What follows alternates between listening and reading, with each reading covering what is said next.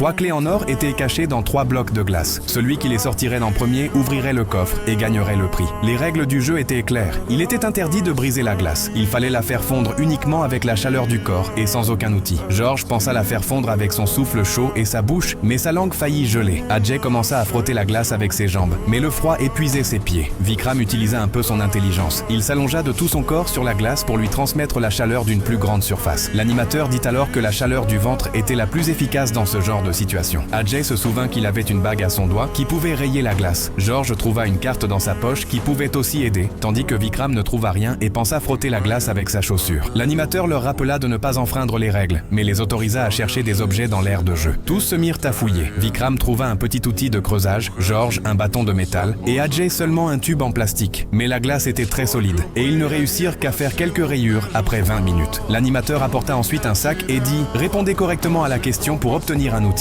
La première question « Où se sont tenus les Jeux Olympiques de l'an 2000 ?» George répondit « Pékin ». Vikram dit « Sydney ». Et il avait raison. Le prix était un sèche-cheveux. Vikram l'utilisa une minute et une partie de la glace fondit rapidement. La deuxième question « D'où est parti le Titanic ?» Ajay répondit « New York ». Vikram répondit « Southampton en Angleterre ». Et c'était la bonne réponse. Le prix était du papier abrasif et ils commencèrent à frotter la glace avec. La troisième question « Combien de joueurs y a-t-il dans une équipe de football ?» Ajay répondit « 11 ». Et c'était correct. Le prix était un coussin chauffant pour réchauffer la surface de la glace. 40 minutes passèrent. Le trou dans la glace devint profond. Mais la peur qu'elle se casse augmenta aussi. George abandonna et emmena son bloc de glace à la salle de bain pour le mettre sous l'eau. Ajay se mit à le frotter contre la bonde du lavabo. Vikram, lui, continua à creuser calmement avec ses mains jusqu'à atteindre enfin la clé et remporter le défi. Et toi, quelle méthode aurais-tu choisi pour faire fondre la glace le plus rapidement possible ?